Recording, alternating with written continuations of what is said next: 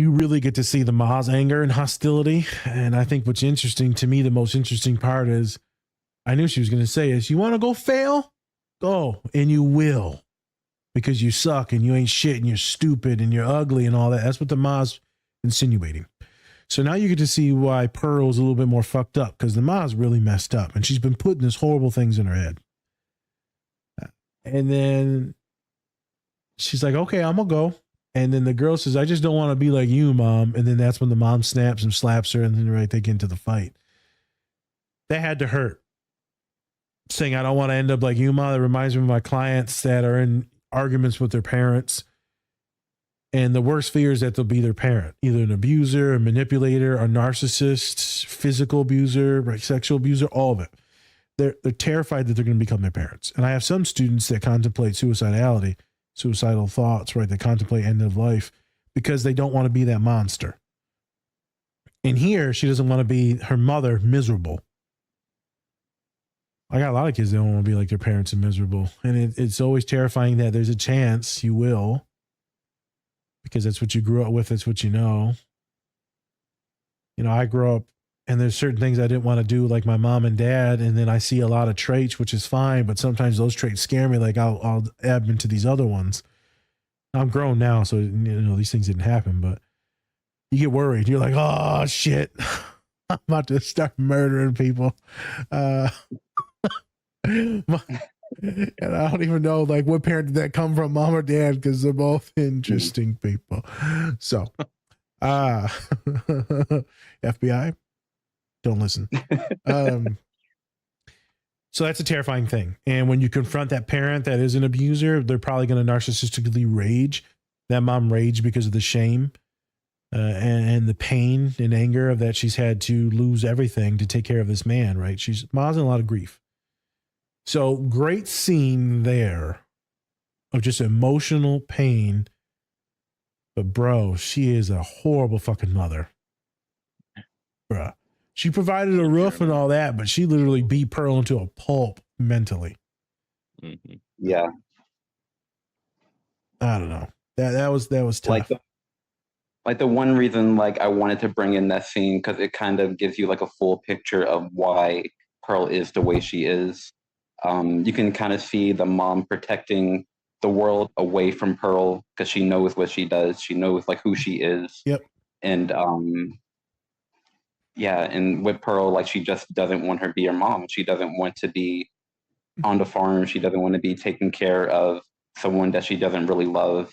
And there's that one quip that the mother said about like, what about us? What about what we want? Because she had to, when her husband got sick and she had to take care of him, like that's not the life she envisioned for herself.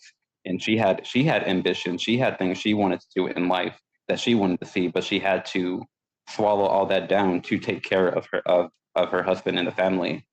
So like her life isn't fair too. Like her life definitely sucks too, and she had to swallow that down for the family, and she just wanted Pearl to do the same.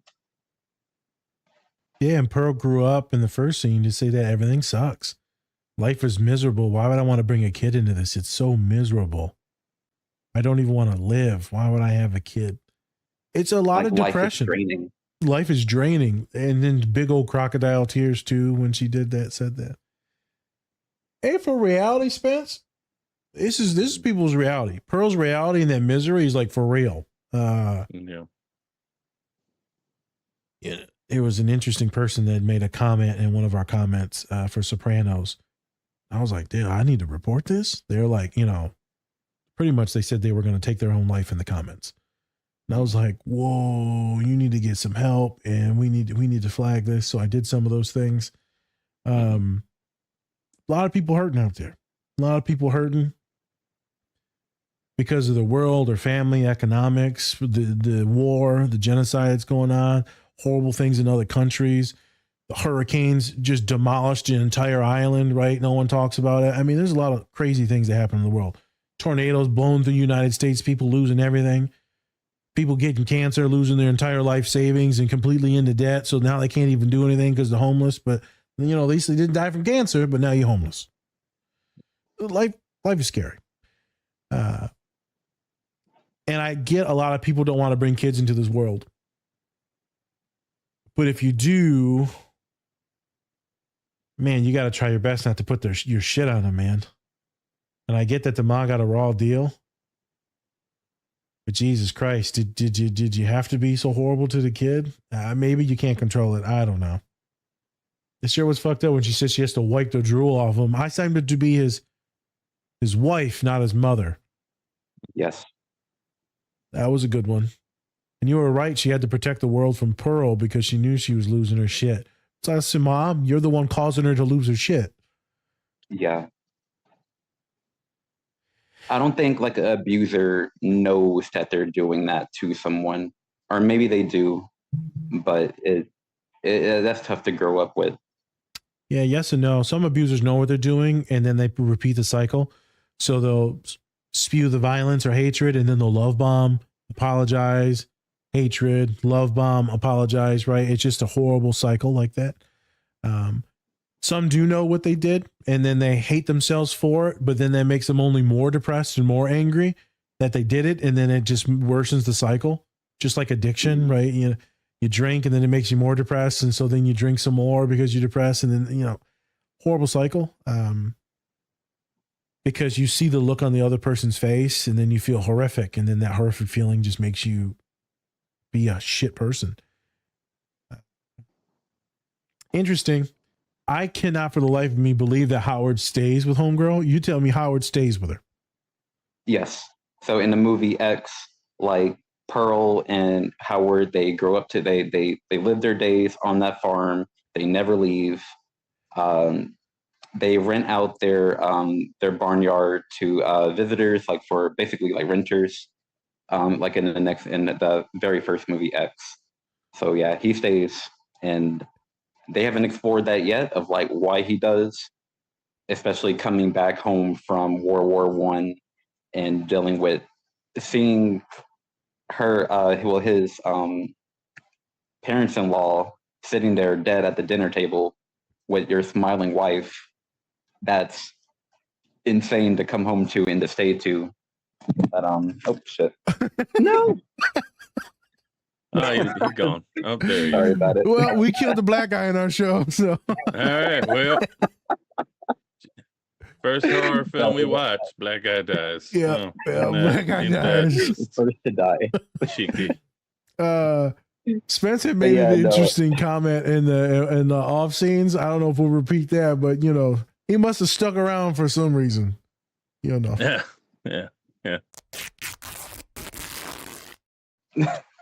Oh my God. Jesus, Keshawn. This podcast does not condone sex at all. Everyone is celibate on here. Yes. Crazy or sane, we do not condone it. Yeah. Everyone is virgins. Yes. God, if you're listening. We always wear condoms on this podcast. I'm also not gay, Well, that we have to question. So I'm glad you mentioned that about religion too, because she said back in like the first scene that God answers everyone else's prayers but not mine. Like that's also like a falling out of like her whole support system as well. Yep. You're looking at other people, and we're talking about society. Everyone's getting famous, this and that, and you're always comparing yourself to other people. When you start comparing yourself to other people, you are going to be depressed. So literally you have to run your own race. It's always about you trying to be better than the version of yourself over and over. But when you start looking out on social media, your friends, or they got this scholarship, or it starts to get real weird. You start to get real angry, resentful. And then if you are religious, you pray for things, right? And maybe they don't come, maybe they do come. And then you start to hate God. And then when you start to betray your religion, which is fine, a lot of people discern out. But that has another identity crisis because now you're losing your faith. And so with that can create more psychosis, suicidality, things like that. But yeah, she's talking. It's funny though. She's talking. She's healthy. Family's okay. You're eating. You got food. You live in a nice place. You're not in the war. But everything's woe is me. I just find it interesting where I'm sure other black and brown folks at this time were just getting slaughtered. Yeah, you could not literally go outside your house without like something probably happening. Yeah. Probably. Yeah. And so I always watch these things with the context of like race and class.